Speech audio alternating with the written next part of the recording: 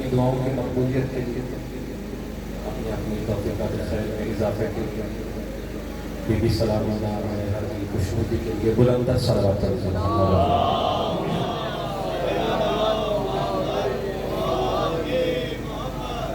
اعوذ باللہ السمیع العلیم من الشیطان اللعین الرجیم بسم اللہ الرحمن الرحیم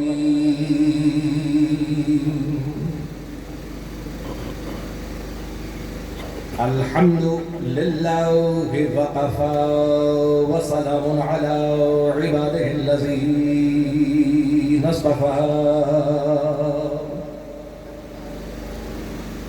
خصوصا على سید الانبیاء محمد المصطفى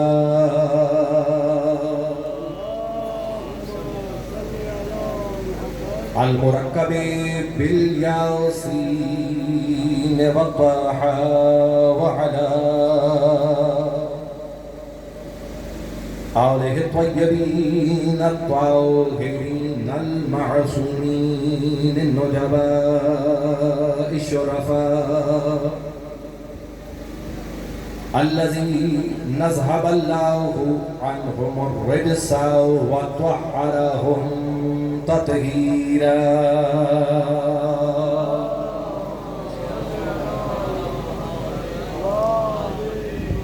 ولعنة الله على الملعونين من يومنا هذا إلى قيام يوم الجزاء أما بعد فقد قال الله سبحانه وتعالى في كتابه المبين بسم الله الرحمن الرحيم لقد كان لكم في رسول الله أسوة حسنة لمن كان يرجو الله واليوم الآخر وذكر الله كثيرا صلوات محمد وآل محمد سادات عظام مومنین کرام 1447 ہجری 2 محرم کی شب یکم محرم تقریباً گزر چکی. آپ کہیں نہ کہیں عالم ارواح میں یا اس زمین پر اس عہد کی تجدید کے لیے ایک مرتبہ پھر اکٹھے ہوئے ہیں کہ جو عہد اس بات پر ہے کہ قُلْ لَا أَسْأَلُكُمْ عَلَيْهِ أَجْرًا إِلَّا الْمَوَدَّةَ فِي الْقُرْبَى. بڑے خوش نصیب ہیں وہ دل، بڑی خوش نصیب ہیں وہ گھر، بڑے خوش نصیب ہیں وہ لوگ کہ جو پورا سال انتظار کرتے ہیں ان ایام کا کہ کسی نہ کسی طریقے سے اس گھرانے کے ساتھ کہ جو گھرانہ جڑا ہوا ہے حضرت محمد مصطفیٰ صلی اللہ علیہ وآلہ وسلم کہ جن کے لیے اجرت محبت کو طلب کیا گیا ہے، کسی نہ کسی طریقے سے حق ادا کیا جا سکے. اسی کا سلسلہ جاری ہے اور میں دعا گو ہوں کہ خداوند متعال اپنی حبیب ہستیوں کے صدقے آپ سب کی کوششوں کو اپنی بارگاہ میں قبول و منظور فرمائے. جہاں جہاں بھی عزاداران مسجد الشہداء محبین محمد و آل محمد علیہ السلام مصروف رضا ہیں مالک، سب اپنے حفظ و امان میں رکھے، ان کی کوششوں کو اپنی بارگاہ میں قبول فرمائے اور ہمارے دلوں میں ولائے محمد و آل محمد علیہ السلام زیادہ فرمائے. آپ سب سے ملتمس ہوں کہ ان سب دعاؤں کی مقبولیت کے لیے مل کر بلند آواز میں ایک مرتبہ درود پاک پڑھ دیجیے.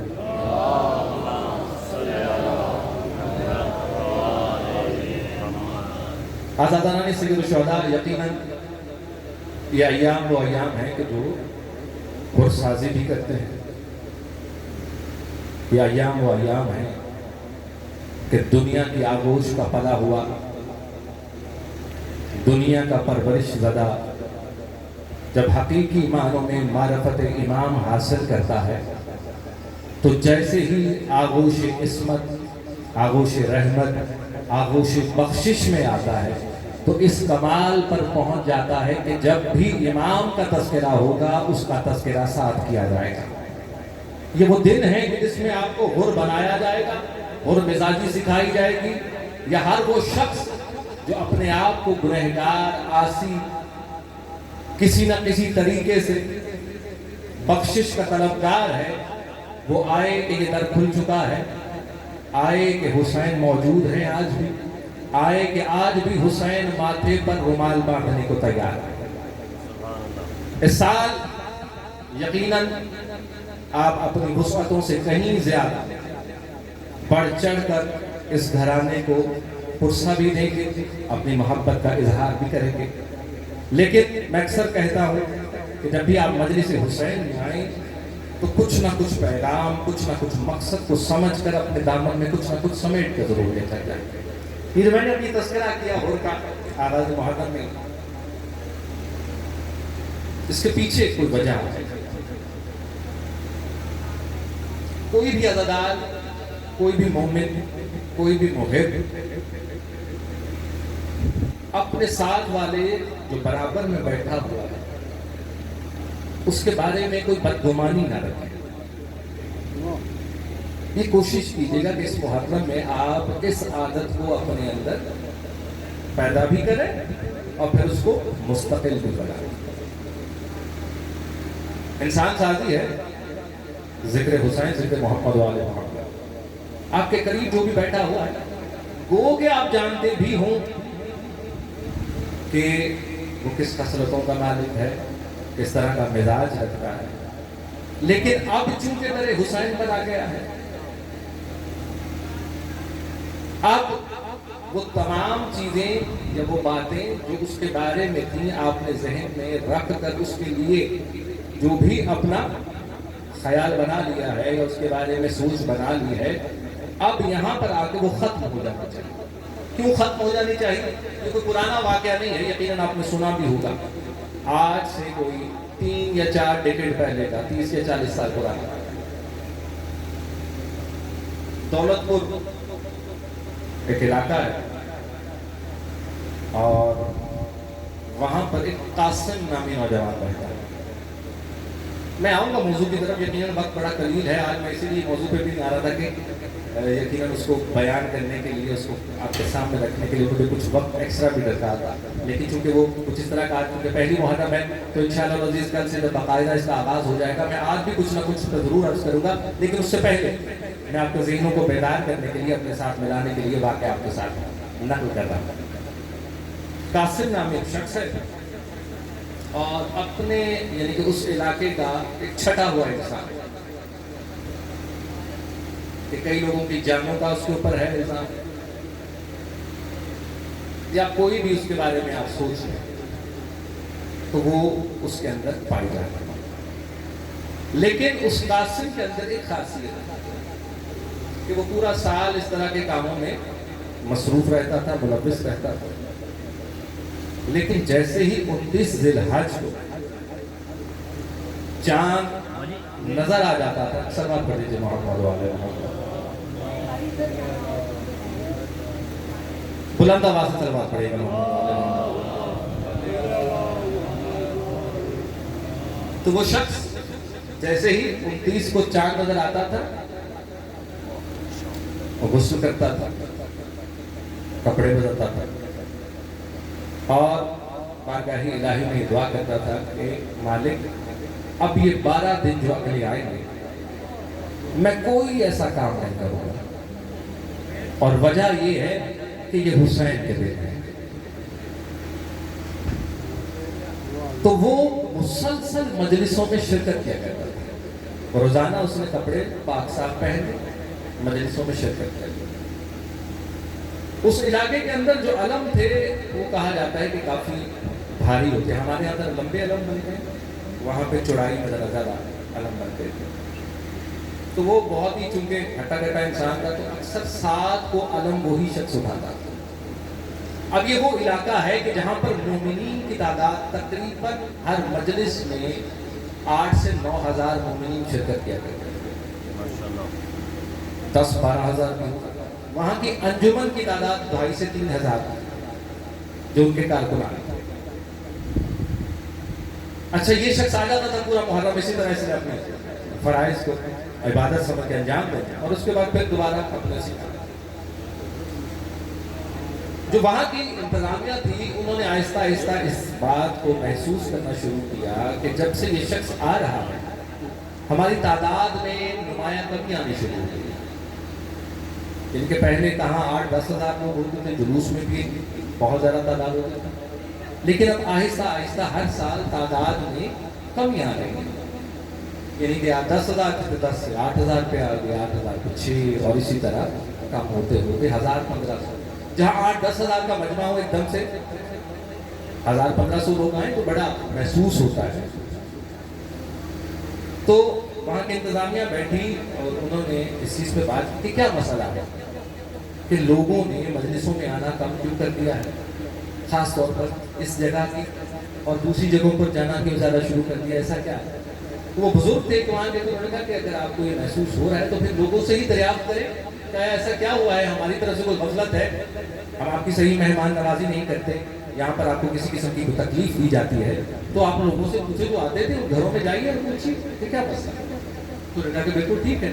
تو انتظامیہ نے مختلف لوگوں کو مختلف گھروں میں بھیجا، تو ہر گھر سے ایک ہی جواب آیا کہ آپ کے ہاں جو قاسم آتا ہے آپ سب اس کے کردار سے واقف ہیں، تو اگر عباس کا علم قاسم جیسا شخص اٹھائے گا، مولا حسین کی مجلس میں قاسم جیسا شخص آئے گا، تو پھر آپ کیا سمجھتے ہیں کہ باقی لوگ کدھر جائیں گے؟ یقیناً ہر کوئی اس کے کردار سے واقف ہے اور آپ اس کو بالکل آگے بھی لے کر آتے ہیں، تو یہی ایک وجہ ہے کہ لوگ جو ہیں اس سے ڈرتے بھی ہیں، اور چونکہ اس کے کردار سے واقف ہیں اس لیے لوگوں نے وہاں آنا چھوڑ دیا، اب وہ دوسری جگہ پہ جا گئے۔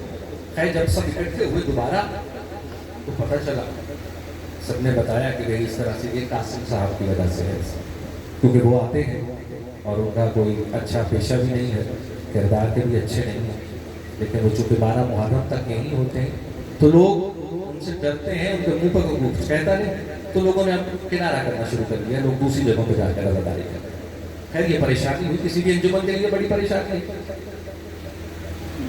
کل سے آپ لوگ کہیں کہ بھی نبی صاحب پڑھ رہے ہیں ہم لوگ نہیں جا رہے، ظاہر ہے یہاں کی جو انتظامیہ ہے وہ تو پریشان ہو گئی، وہ کچھ نہ کچھ کرے گا۔ خیر انتظامیہ کو جب پتہ چلا تو کہا ٹھیک ہے پھر اب کیا کیا جائے اس میں، تو سب نے یہی مشورہ دیا دوسرے کو کہ قاسم کو منع کیا، اگر اس کی وجہ سے عزاداری کم ہو رہی ہے تو پھر ظاہر اس کو منع کر دیا جائے، اس کو سمجھایا جائے، لیکن سمجھائے کون؟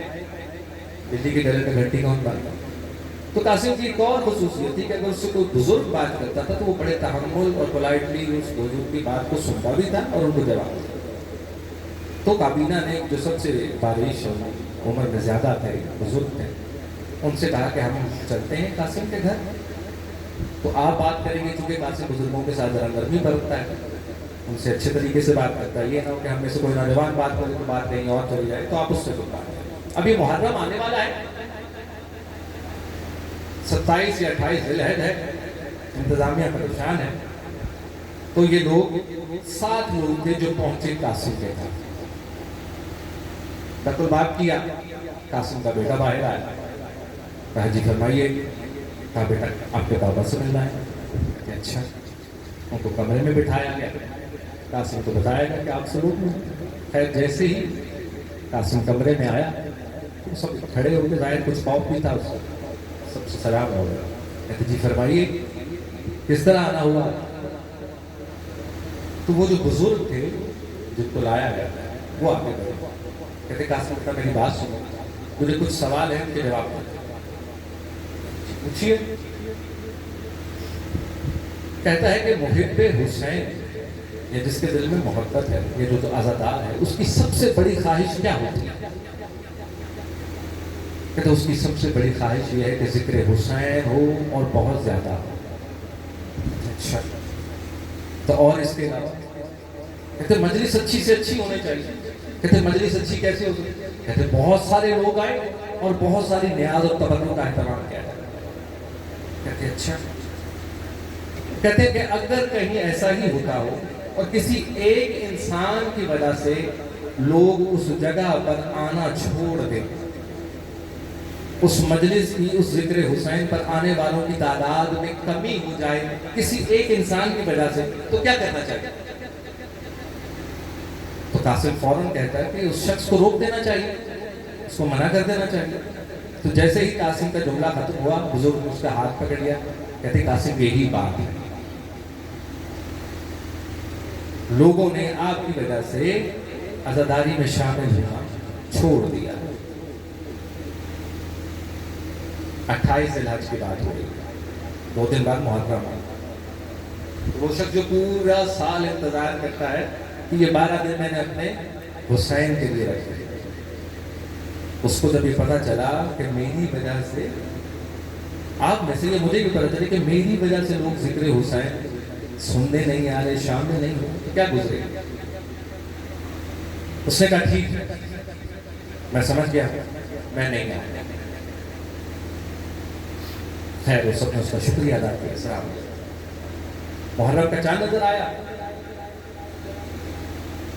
بیوی بچے تیار ہوئے مجلس پہ جانے کے لیے۔ بیوی نے پوچھا قاسم جاؤ گے نہیں مجلس پہ؟ کیونکہ باہر قاسم کچھ بھی ہے لیکن گھر میں انسان کچھ اور ہوتا ہے، کھل کے بتا نہیں سکا۔ کہتے تم لوگ چلو، میں تمہارے پیچھے پیچھے آیا۔ کہتے اس نے بیوی بچوں کو بھیجا اور دروازہ بند کیا اور گھر کے تہ خانے میں چلا گیا۔ لیکن اس سے پہلے اس نے کیا کیا، اس گھر میں جتنے بھی سیاہ لباس تھے، اس کے بچوں کے تھے، اس کی بیوی کی آبا تھی، چادریں تھیں، اس کا اپنا لباس جو بھی تھا، وہ جتنے بھی کالے کپڑے تھے وہ اٹھا کر نیچے گئے۔ وہ نیچے گیا اور اس نے اس تہ خانے کی دیواروں پر ان کپڑوں کو لگانا شروع کر دیا اور ایک ویسا ماحول بنایا جیسے حسینیہ کا یا ایک امام بارگاہ کا ماحول ہوتا۔ جب وہ سارا کر چکا تو بیٹھ گئے درمیان، کیونکہ محرم کا چاند ہو چکا تھا۔ اب جو اس کو نوحہ یاد تھا، جو قصیدہ یاد تھا، جو بات یاد تھی حسین کے بارے میں، وہ اونچی اونچی آواز میں پڑھتا جاتا اور روتا جاتا اور ایک بار بار بار کہتا حسین ان سب نے مجھے تیری مجلس پر آنے سے روک دیا، ملا حسین ان سب نے مجھے تیرے پاس آنے سے روک دیا ہے، لیکن حسین میں نے تجھے اپنے گھر میں بلا لیا، یہاں تو مجھے کوئی نہیں روکے گا نا ذکر حسین کرنے سے۔ تو اسی طرح کا 2 محرم، 3 محرم، 4 محرم اسی طرح گزرتی، روتا جاتا۔ عزا خانے میں گھر والے جب بھی پوچھتے تو کوئی نہ کوئی بہانہ کرتا، لیکن جاتا۔ میں دور نہ دوں واقع 7 محرم کو میں نے عرض کیا کہ علم قاسم اٹھایا کرتا۔ 6 محرم کو سب سوئے انتظامیہ کے لوگ، اگلے دن ایک شخص بیدار ہوا، روتا ہوا اپنے گھر سے نکلا۔ وہی 7 لوگ جن کے بارے میں نے بتایا کہ جو قاسم کے گھر گئے تھے، ان میں سے ایک شخص روتا ہوا بیدار بھاگا دوسرے فرد کے گھر کی جانب، اس کا تک الباب کیا، اس نے دروازہ کھولا تو اس کی بھی آنکھوں میں آنسو۔ کہتے تم رو رہے؟ کہتے تم بھی تو رو رہے؟ کہتے چلو باقی کو بھی اکٹھا کر۔ کہتے وہ 7 لوگوں کو جب اکٹھا کیا تو سب رو رہے۔ تو پوچھا کہ کیا ہوا، سب رو کیوں رہے؟ تو پہلا بولا مجھے خواب میں حسین کی زیارت ہوئی۔ کہتے اچھا تم کیوں رو رہے؟ کہہ رہے مجھے بھی حسین کی زیارت ہوئی۔ 7 کو خواب میں حسین کی زیارت ہے۔ کہتے اچھا تو کوئی ایک بتائے کہ حسین کی صرف زیارت ہوئی کہ کچھ کہا بھی ہے؟ کہا صرف زیارت نہیں ہوئی، ساتھ یہ بھی کہا ہے کہ تم نے میرے عزادار قاسم کو ناراض کیا ہے، جاؤ اس کو منا کر لاؤ، 7 کا علم قاسم کے علاوہ کوئی نہیں اٹھائے۔ اب یہ 7 کو ایک ہی کہا۔ جب سب کے خواب مل گئے تو اب یہ بھاگے قاسم کے گھر۔ کہتے جیسے ہی پہنچے لک الباب کیا، وہی بچہ باہر آیا، اس کی بھی آنکھوں میں آنسو۔ کہتے بیٹا کیا ہوا؟ کہتے آپ لوگ کیسے آئے؟ کہتے آپ کے بابا سے ملنا ہے، قاسم سے ملنا ہے۔ کہتے اچھا پھر ذرا جلدی کیجیے، شاید آپ جلدی پہنچ جائیں اور وہ بچ جائے۔ کہتے کہ کیا ہوا؟ کہتے جب سے بیدار ہوئے ہیں نیچے تہ خانے میں جہاں انہوں نے رضا خانہ بنایا دیواروں پر اپنا سر پٹکتے جاتے ہیں اور یہی کہتے رہتے ہیں مجھ جیسا اور حسین، میرے جیسا اور حسین۔ کہتے وہ لوگ بھاگ کر قاسم کے پاس پہنچے، اس کو بٹھایا، پانی پلایا، دیکھا سر پھٹا ہوا ہے، اس کے سر پر پٹی کی اور پوچھا کہ قاسم کیا ہے؟ کہتا کچھ نہیں، رات خواب میں حسین کی زیارت ہوئی۔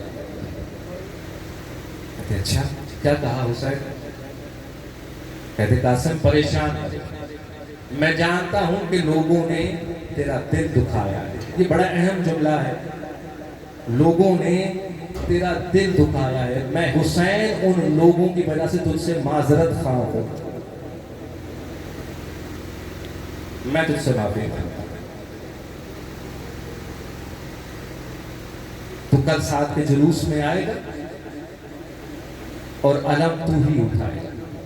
کہتے جیسے ہی اس کا خواب مکمل ہوا سب نے باری باری اٹھ کر قاسم کو گلے سے لگایا، اس سے معذرت طلب کی، کہا کہ قاسم ہاں ضرور۔ کہتا لیکن ابھی میرا خواب مکمل نہیں ہوا، کچھ حصہ باقی۔ کہتے اچھا باقی کیا ہوگا؟ کہتے کہ مرتبہ حسین نے مجھے یہ کچھ خبریں دی کہ تجھے آنا ہے، تجھے اب عزاداری سے کوئی نہیں روکے گا، اس مجلس میں آنے سے کوئی نہیں روکے گا، اس حسینیہ سے کوئی نہیں روکے گا۔ دوسرا ایک بات بتا قاسم، کیا یہ بات اچھی ہے کہ جہاں جس دل میں محبت حسین ہو اس دل میں محبت گناہ بھی ہو؟ قاسم بتا کر یہ بات اچھی ہے کہ جس آنکھ سے تو زیارت کرتا ہے میرے علم کی، حسینیہ کی، امام بارگاہ کی، اسی آنکھ سے تو گناہ بھی کر۔ قاسم کیا یہ بات اچھی ہے کہ جس زبان سے تو میرا ذکر کرتا ہے، حسین کا ذکر کرتا ہے، میرے مصائب کا تذکرہ کرتا ہے، اسی زبان سے تو کوئی گناہ بھی انجام دے؟ کیا یہ اچھا ہے قاسم کہ جن قدموں سے چلتا ہوا تو جلوس کے لیے آتا ہے، مجلس کے لیے آتا ہے، انہی قدموں کو تو لے کر گناہ کی طرف راغب ہو؟ کہ یہ اچھا ہے؟ وہ ہاتھ جو میرا علم تھامنے کے لیے اٹھتے ہیں کسی گناہ کے لیے بڑھے، کیا یہ اچھا ہے؟ کہتا میں شرمندہ ہوا، کہا کہ مولا اب معاف کر دیجئے، آج کے بعد یہ گناہ نہیں کروں گا۔ مولا کہتے کہ ٹھیک ہے، پہلے کی معافی، آئندہ قاسم یہ گناہ نہ کرنا، میرا خواب یہاں پر مکمل ہوا۔ کہتے اچھا تو بس ٹھیک ہے، کل 7 محرم کا جلوس ہے، علم تم ہی اٹھاؤ۔ کہتے وہ شخص دوبارہ آیا، 7 کا علم اس نے اٹھایا، لیکن جیسے ہی علم کو تھاما نا اس نے پھر ایک دعا کی کہ مولا اگر مجھے معاف کر دیا ہے تو پھر مجھے شہادت بھی اپنے دن کے ساتھ دینا، تاکہ یہ قاسم دوبارہ گناہ کی طرف راغب نہ ہو۔ تاریخ گواہ ہے، واقعہ موجود ہے کتابوں کے اندر بھی، آپ نیٹ پر بھی دیکھ سکتے ہیں۔ کہتے 10 محرم کو قاسم اس دنیا سے رخصت ہوا۔ جب یہ جنازہ اس جلوس میں لایا گیا تو ہر عزادار ایک پھول قاسم کے جنازے پر پھینکتا تھا، کیونکہ سب کو پتہ چل گیا تھا کہ یہ حسین کا معاف کیا ہوا ہے۔ پیغام یہ دینا چاہ رہا ہوں کہ جو آپ کے سائیڈوں پر، آپ کے ارد گرد بیٹھے، ہو سکتا ہے آپ کو اس کے کسی گناہ کا پتہ ہو، لیکن جب وہ مجلس حسین سے جائے آپ کو نہیں معلوم کہ وہ حسین کا معاف کیا ہوا ہے کہ نہیں۔ آپ نے اس کے بارے میں جو رائے قائم کر لی ہے وہ ٹھیک ہے، لیکن جیسے ہی ذکر حسین سے اٹھ کر جائے تو اپنی اسی رائے پر قائم مت رہے۔ یہ پیغام لے کر آپ نے آج اس مجلس سے اٹھنا۔ آپ کی عقیدتیں، آپ کی محبتیں بہت اہم ہیں، لیکن کسی دوسرے کی عقیدت اور محبت پر سوال نہیں کھڑا دیں۔ ایک سلوات پڑھ دیجیے محمد و آل محمد۔ وقت بہت ابھی یہ لیا میں نے آپ کا، موضوع کی طرف چند جملے چاہتا ہوں کہ نوجوان اس کو بھی اپنے ذہنوں میں لے کر جائیں۔ جس آیت کو میں نے سرنامہ سخن قرار دیا، یقیناً تقریباً ہر مسلمان کو وہ آیت یاد ہے، سورہ احزاب 33واں سورہ، اس کی 21ویں آیت، جس میں خدا بند متعال فرما رہا ہے لَقَدْ كَانَ لَكُمْ فِي رَسُولِ اللَّهِ أُسْوَةٌ حَسَنَةٌ۔ لَقَدْ كَانَ لَكُمْ فِي رَسُولِ اللَّهِ أُسْوَةٌ حَسَنَةٌ، اور یقیناً آپ لوگوں کے لیے رسول ہے اسوہ، ان کا جو ہے وہ بہترین ہے آپ کی زندگیوں کے لیے۔ اللہ نے اسوہ رسول کو آپ کے لیے نمونہ قرار دیا۔ رسول کا اسوہ نمونہ ہے کس کے لیے؟ مسلمانوں کے لیے۔ ایسے ہی ہے کہ نہیں ہے؟ تو میرا یہ سارے کا سارا جو اگلے آپ 9 دن سماعت فرمائیں گے اسی آیت کے ارد گرد گھومتا رہے گا۔ کیا فرما رہا ہے خدا؟ کہ اللہ نے رسول کے اسوہ کو تمام مسلمانوں کے لیے کیا بنایا ہے؟ نمونہ بنایا۔ پھر سماعت فرمائیے، اللہ نے کس کے اسوہ کو؟ گرمی ہے مجھے بھی پتا ہے، شاید مجھے آپ سے زیادہ لگ رہی ہے، تھوڑا سا ساتھ دو۔ کس کے اسوہ کو؟ رسول کے اسوہ کو کیا قرار دیا؟ نمونہ قرار دیا۔ کس کے لیے؟ مسلمانوں کے لیے۔ شاید یہ ایک یا 2 جملے ہی آج میں آپ کے سامنے پیش کر سکتا۔ اللہ نے یہ نہیں فرمایا کہ ہم نے محمد کے اسوہ کو تمہارے لیے نمونہ قرار دیا۔ اس بات کو تھوڑا سا سمجھو۔ کیا فرمایا؟ رسول کے اسوہ کو، محمد کے اسوہ کو نہیں۔ رسول کی زندگی کو، ان کے اسوہ کو ہم نے آپ لوگوں کے لیے نمونہ قرار دیا۔ یہ بات آپ سمجھ رہے ہیں؟ ذہنوں میں آ گئی کہ رسول اللہ صلی اللہ علیہ وآلہ وسلم کا اسوہ تمام مسلمانوں کے لیے کیا ہے؟ نمونہ ہے۔ لیکن یہ اسوہ آئے گا کہاں؟ پتہ کیسے چلے گا؟ کیونکہ جب آپ ارد گرد دیکھتے ہیں اور سنتے ہیں تو ہر شخص جس کا جہاں دل چاہتا ہے، جو دل چاہتا ہے، اسوہ بنا کر پیش کرتا ہے۔ اس کا مطلب ہے کہ رسول کے اسوہ کو جاننا، پہچاننا ایک تو ضروری بھی ہے اور مشکل بھی ہے۔ اگر اس سے تھوڑا سا پیچھے جائیں تو جو تاریخ کے طالب علم ہیں یا تاریخ سے جن کا لگاؤ ہے، پڑھنے والے ہیں، اگر تاریخ اسلام کی بات کی جائے تو تاریخ اسلام کا سب سے پہلا ماخذ کیا ہے؟ ٹیچرز بھی میرے سامنے بیٹھے ہیں، سب سے پہلا ماخذ کیا ہے تاریخ اسلام کا؟ کسی کی لکھی ہوئی کتاب، کسی محقق کی لکھی ہوئی کتاب، کسی جلیل القدر کی لکھی ہوئی کتاب؟ کیا وہ پہلا ماخذ ہے؟ ایک صلوات پڑھ دیجئے محمد و آل محمد پر۔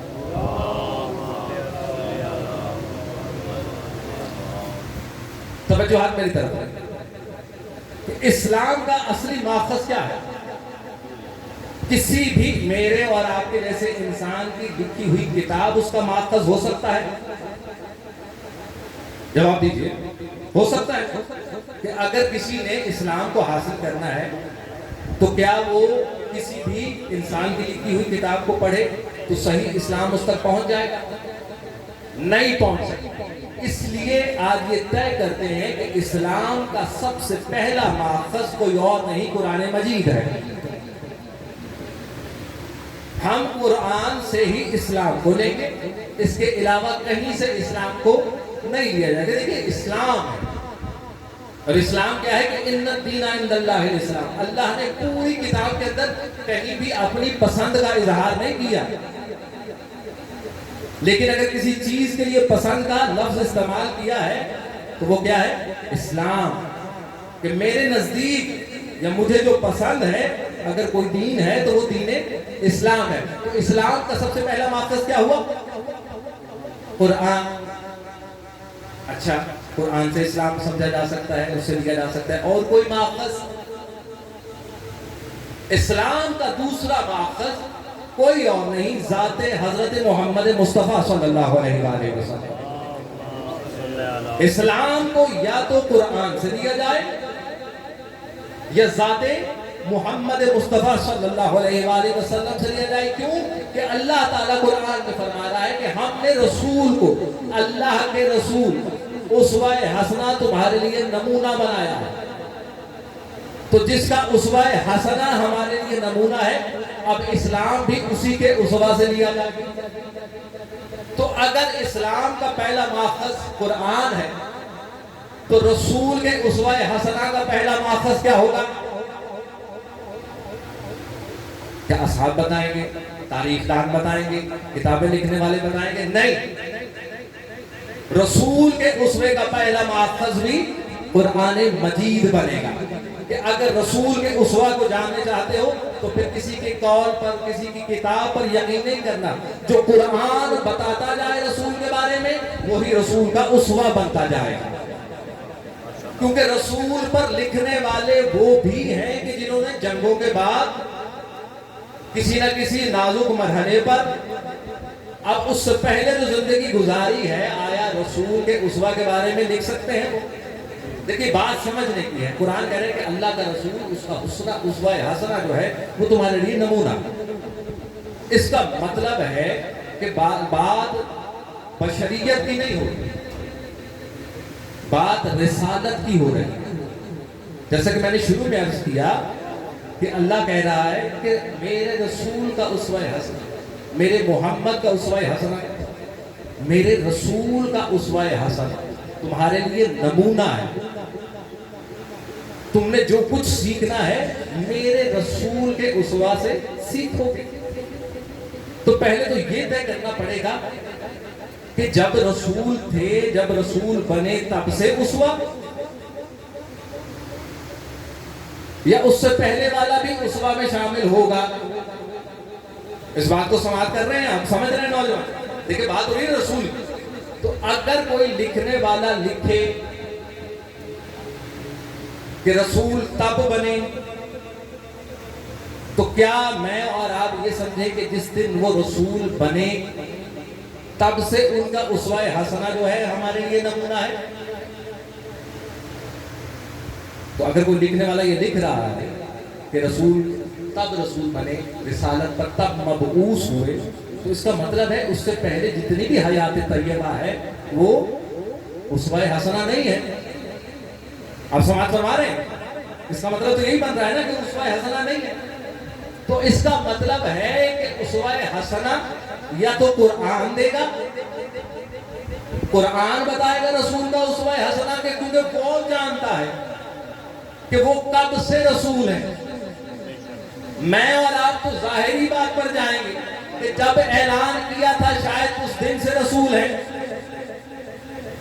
لیکن بتایا کچھ اور جا رہا ہے.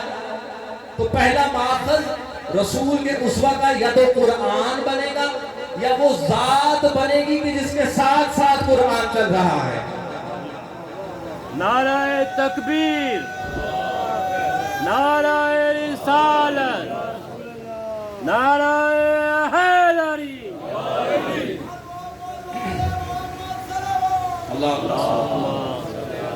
یقیناً تھوڑا سا مشکل ہے نوجوانوں کے لیے، لیکن آپ انشاءاللہ ساتھ دیں گے تو میں بات کو آگے بڑھاتا چلا جاؤں. وقت بالکل ختم ہو چکا. تو ماخذ یا تو قرآن بنے گا رسول اسوہ حسنہ کا لینے کا، یا وہ کہ جو قرآن کے ساتھ ساتھ ہے یا قرآن اس کے ساتھ ساتھ. ٹھیک، کیونکہ کئیوں کو تو لگتا ہے، کئیوں کے ذہنوں میں ہے کہ کچھ عرصہ بغیر رسالت کے ہے اور کچھ عرصہ رسالت کے ساتھ ہے. اس کا مطلب ہے کہ زندگی دو حصوں میں تقسیم ہوگی رسول کی،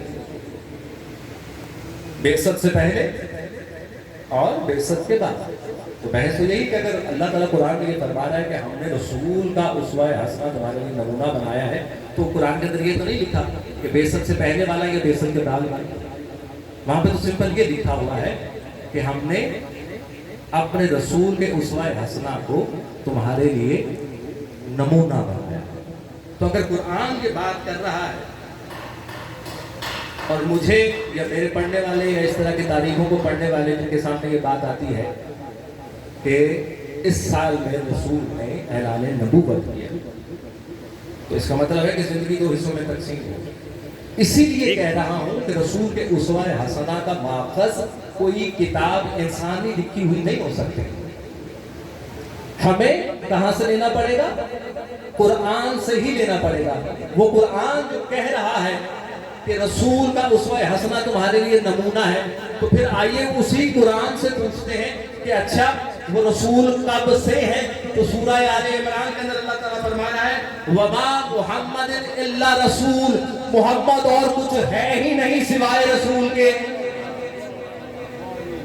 जिस दिन से तुमने उनको मोहम्मद पुकारना शुरू किया, जिस दिन से तुम्हें ये पता चला कि मोहम्मद आ गए हैं, वो कुछ नहीं है मगर रसूल है। इस दुनिया में जब से रसूल आए हैं, मोहम्मद आए हैं, कुरान क्या कह रहा है? वो रसूल है। यानी अब रसूल की जिंदगी का एक एक लम्हा उसवाए हसना है। वो दोस्तों के साथ बैठना है, वो किसी से मोहब्बत करना है, वो किसी को दूर हटाना है, वो किसी के बारे में हुक्म देना है, वो किसी के काम से रोकना है। जो जो रसूल अपनी पूरी जिंदगी में करते चले जाएंगे, तब से नहीं जब से मैं और आप तय करें, तब से जब से कुरान तय कर रहा है कि मोहम्मद और कुछ नहीं है, मोहम्मद को कुछ और न समझा जाए। देखिए अभी ना, क्योंकि है ना कि कुरान के अंदर आयत भी आती है कि मैं तुम जैसा ही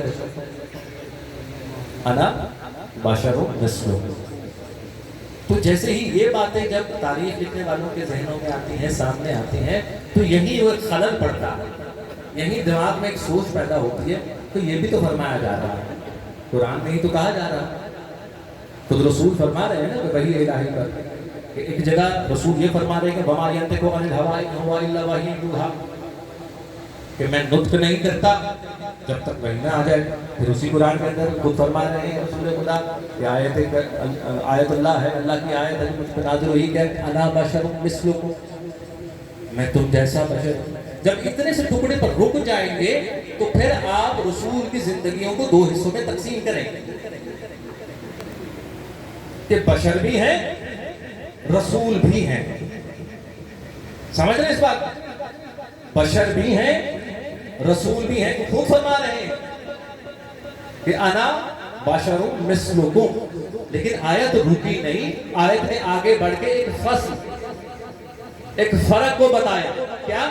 यूहा इलैया, मैं तुम जैसा बशर हूं मगर मुझ पर वही आती है। हद फासिल क्या है? बशरियत में बराबर है, हद फासिल वो वही है जो मुझ पर आती है। यानी ये तो फरमाया कि मैं तुम जैसा बशर हूं, ये नहीं फरमाया कि तुम मुझ जैसे बशर हो, क्योंकि हद फासिल वही की है, मुझ पर वही आती है, तुम पर वही नहीं आती।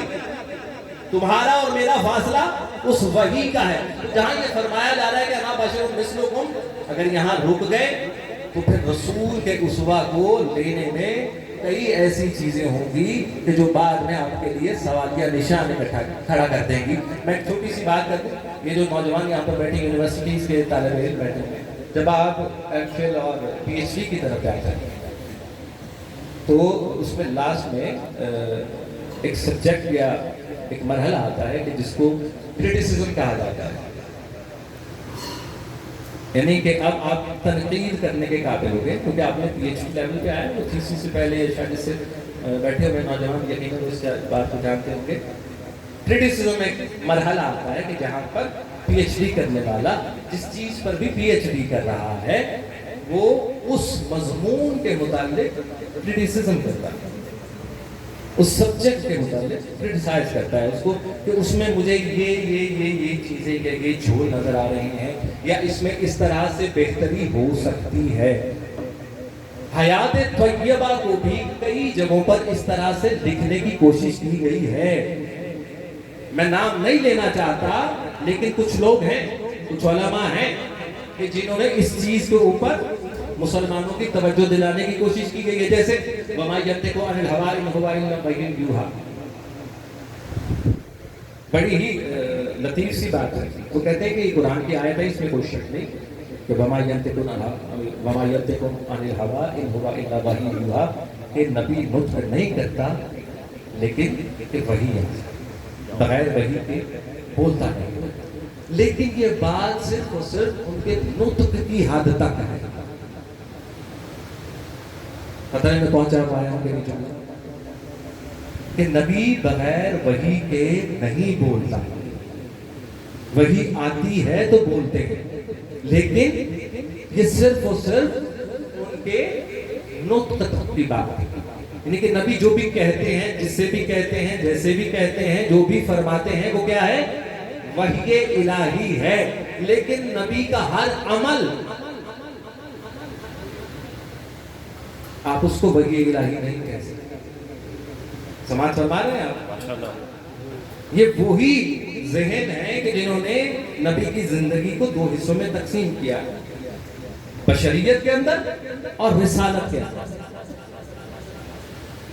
وہ کہتے ہیں کہ یہ نطق کی حد تک بات بالکل ٹھیک ہے، یہ نبی نہیں بولتا کہ جب تک وحی نہ آ جائے، یا تو بغض نبی ہے یا بغض اولاد نبی ہے، یا تو بغض نبی ہے یا پھر بغض اولاد نبی ہے۔ کس طرح کہ نطق کی حد تک مان لیا کیونکہ آیات قرآنی کی تلاوت کر رہے ہیں اور عمل سے کہہ رہے ہیں کہ یہ سارے کا سارا وحی الہی نہیں ہو سکتا۔ شاید وہ یہی دیکھتے رہے کہ رسول کبھی حسین کو کاندھوں پر اٹھا رہے ہیں، کبھی پشت پر بیٹھ جاتا ہے، کبھی سجدے کو طول دینا پڑتا ہے، کبھی علی کے بارے میں کہتے ہیں کہ یہ مجھ سے ہے میں اس سے ہوں، کبھی فاطمہ کی تعریف کی جاتی ہے، کبھی ان کے فضائل بیان کیے جاتے ہیں۔ شاید یہ بغض رسول اور بغض اہل بیت ہے کہ جو اس کو مجبور کرتا ہے کہ نبی کی بات کی حد تک تو وہی مان لیں لیکن نبی کے عمل کو نہیں، کہ اگر آج نبی کے عمل کو وہی مان لیا تو قیامت تک اس کو دہرانا واجب ہو جائے گا۔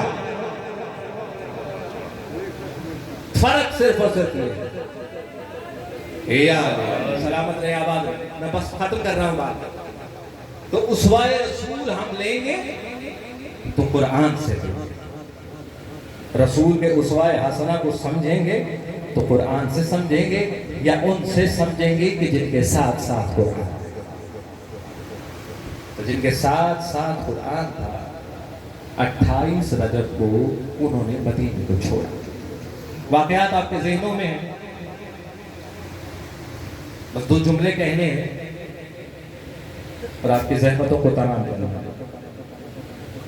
2 دن پہلے حکم آتا ہے کہ حسین دربار میں بلایا جا رہا ہے۔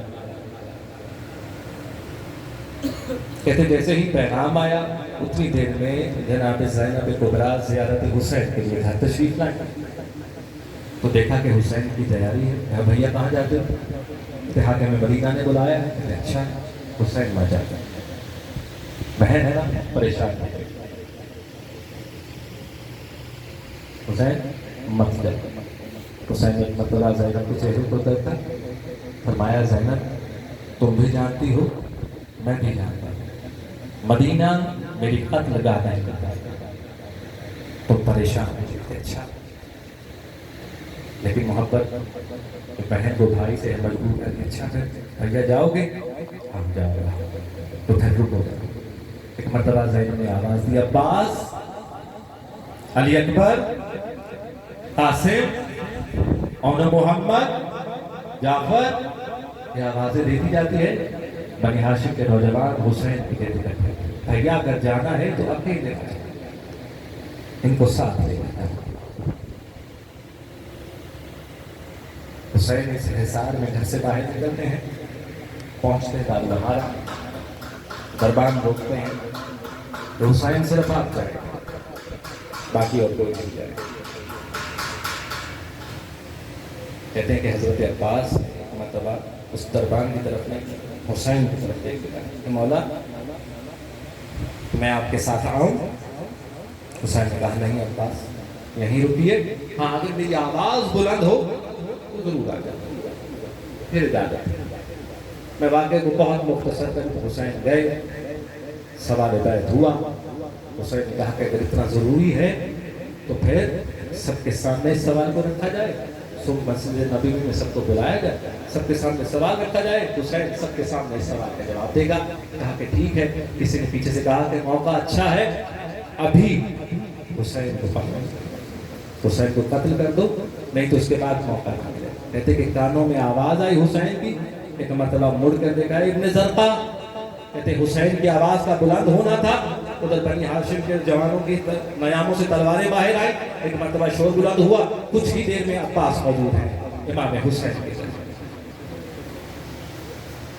جیسے ہی دیکھا نا عباس کے تیور کو، حسین کہتے ہیں نہیں عباس ابھی وقت نہیں ہے۔ لیکن مرتبہ نیام، تلوار کو نیام میں ڈالا، کہ اگر میرا مولا مجھے اجازت دیتا تو تم دونوں اگلا سانس نہ لیتے. اب ان سانسوں کو صدقہ حسین سمجھو, صدقہ حسین سمجھو. میں کہوں گا مولا آج تو ایک آواز بلند ہوئی تو آپ سے رہا نہ گیا, آپ نے فوراً تلوار نکالی, بھائی کے شانے کے قریب آ کر کھڑے ہو گئے. لیکن مولا عباس ایک وقت وہ بھی تو آئے گا نا کہ جب عصر عاشور گزرے گی, یہی حسین ہوگا دونوں ہاتھوں کو بلند کر کے حل من ناصر ینصرنا کی صدائیں دے گا, تب کوئی مدد کو نہ آئے گا. کہتے کہ حسین واپس آئے, بہن زینب سے ملاقات کی, بھیا کیا؟ کہتے کہ بس اب مدینہ رہنے کے قابل نہیں رہا. حسین نے سب کو حکم دیا کہ سواری تیار کی جائے, اب مدینے کو چھوڑا جائے گا. تو بہت مختصر کروں, کہتے کہ جب سب ہو گیا حسین ہو آئے نانا کی قبر سے, ماں کی قبر سے ودا کر کے آئے, بھائی حسن کی قبر سے ودا کر کے آئے, گھر واپس آئے, عباس کو بلایا. عباس تحریر تیار ہے؟ جی مولا. پڑھ لیے نام سب کے؟ جی مولا سب کے نام پڑھ. کس کس کا نام؟ ایک ایک کا نام لے کر بتاتے جا رہے ہیں. ایک مرتبہ ایک ششماہے کا نام بھی آیا, ایک ششماہے کا نام بھی آیا. اب نوجوانوں کو تو بتاتے جاتے تھے کہ قاسم تمہارا بھی نام ہے, علی اکبر تمہارا بھی نام ہے, اور محمد تمہارے بھی نام ہے. اپنے بھائیوں کو بھی بتاتے جاتے ہیں. لیکن 6 ماہ کے بچے کو کیسے بتائیں کہ تمہارا بھی نام ہے؟ وہ 6 ماہ کا بچہ ایک چھوٹی سی لڑکی کی گود میں ہے. کیا دیکھتے ہیں کہ جو بھی بی بی لینے جاتی ہے وہ بچہ انکار کرتا جاتا ہے. کہتے کہ ایک مرتبہ عباس قریب گئے, آواز دی بہن سغرا علی اصغر کا بھی نام ہے. کہتے اچھا اگر اس کا بھی نام ہے تو اگر آپ کے ساتھ جاتا ہے تو لے جائے. ہر کوئی کوشش کر رہا ہے, اصغر گود نہیں چھوڑ رہا سغرا کی. کہتے کہ مرتبہ حسین کو پتا چلا, کہتے کہ علی اصغر نہیں آ رہا. کہتے اچھا چلو چلو سغرا کے پاس پہنچے. سغرا کے پاس کہا علی اصغر بابا کے پاس آؤ. علی اکبر نہیں آئے. لیکن مرتبہ حسین کو کیا ہوا, اپنے ہونٹوں کو قریب کیا علی اصغر کے, اللہ جانے کیا جملہ کہا. علی اصغر ہمت کے باپ کی گود میں آیا. ایک مرتبہ سغرا نے کہا بابا سب کو لیے جاتے ہو, اس اصغر کو تو مجھے غریب کے پاس رہنے دیتے. مجھے جب تمہاری یاد آتی میں علی اصغر کا چہرہ. اللہ اللہ